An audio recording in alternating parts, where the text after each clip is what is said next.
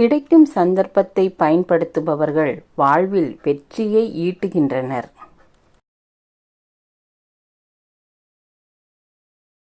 உனக்கான சந்தர்ப்பத்தை நீயே உருவாக்கினால்தான் வாழ்வில் உனக்கான வெற்றி உன்னை தேடி வரும். இருக்கும்போது கண்டு கொள்ளப்படாதவை தேடும்போது கிடைக்காது.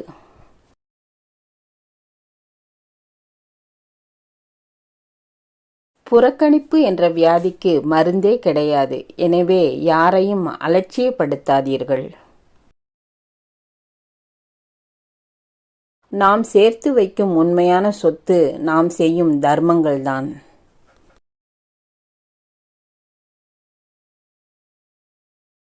ஒழுங்காக சம்பாதித்து பணக்காரன் ஆனவனும் குறைவு, உண்மையை பேசி பதவிக்கு வந்தவனும் குறைவு. புத்திசாலிகள்